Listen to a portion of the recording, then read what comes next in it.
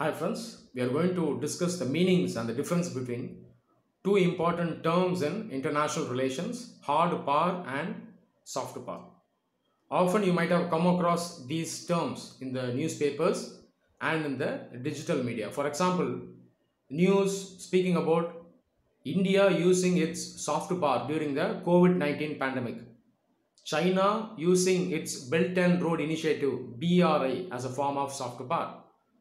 USA using its hard power on Iran, USA using its hard power on North Korea, and so on. Okay, now let's see what is the meaning of these terms. First is hard power. Hard power is where a country uses force on other countries. There is an element of coercion here. Ideally, countries use their military might, that is military strength, or economic might, economic strength, as a form of hard power. Sometimes a country will use its military to occupy or invade other countries. Example of hard power. US invasion of many countries around the world. Examples of hard power. Sometimes countries may even use their militaries to wage wars against other countries. Once again, example of hard power. Sometimes economic strength will also be used. For example, USA has imposed economic sanctions on many countries as a form of punishment because those countries were not satisfying the wishes of the United States of America, which represents the Western world, the developed world. So the economic sanctions on Iran is a fine example of hard power exercising the economic might. So under hard power, an element of force, coercion should be there. Generally, under hard power, countries try to impose their will on other countries. Okay. Now, soft power. Soft power is contrasted with hard power. It is just the opposite. To explain with a simple example, if you go and slap somebody, if you go and just beat somebody, it's an example of hard power. You are not happy with that person, you are just going and beating him. Okay, hard power. In case you are using friendship, you are using love, then that can be equated with soft power. For example, if you go and hug that person, if you try to change him with love, that can be equated with soft power. Under soft power, there won't be any element of coercion or force. Soft power uses means other than force, military might or economic might, to influence other countries. Generally, countries use their cultural element, political values, as well as diplomacy under soft power. Culture is a very important aspect under soft power.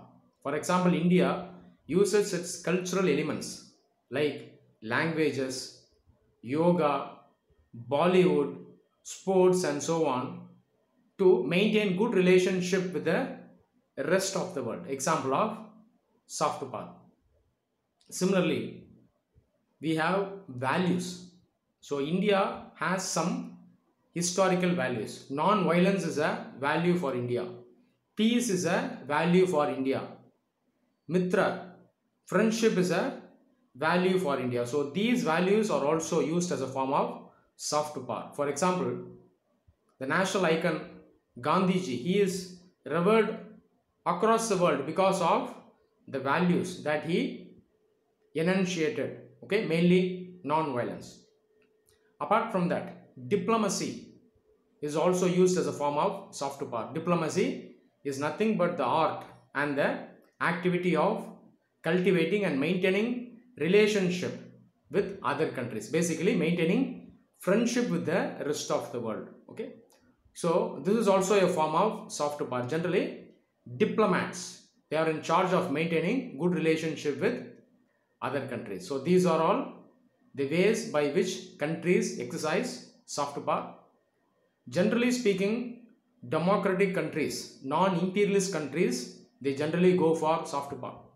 India is a fine example. Other countries also use soft power. China, for example, also uses soft power. Chinese culture is a form of soft power. People around the world, they are influenced by their culture.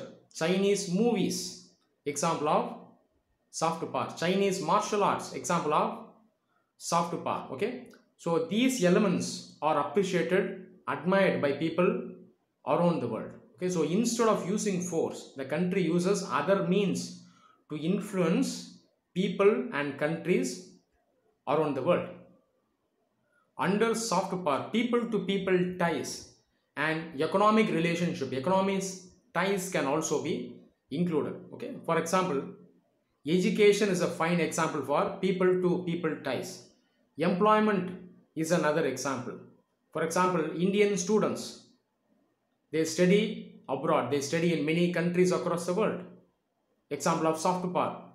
Workers from India, they work in other countries. Once again, example of soft power. These people who live outside India, they are referred to as Indian diaspora. Okay, so the Indian diaspora also represent the soft power of India. Economic relationship can also be used as soft power, but here you should understand the difference. When economic might is used, especially as a form of force, then it comes under hard power. For example, sanctions. But when economy is used in a friendly manner, when it is used in a constructive manner, when it is used in a developmental manner for mutual development, for mutual relationship, then it comes under soft power. For example, the Chinese initiative, BRI, Belt and Road Initiative, an international infrastructure development project. It is generally viewed as a form of soft power.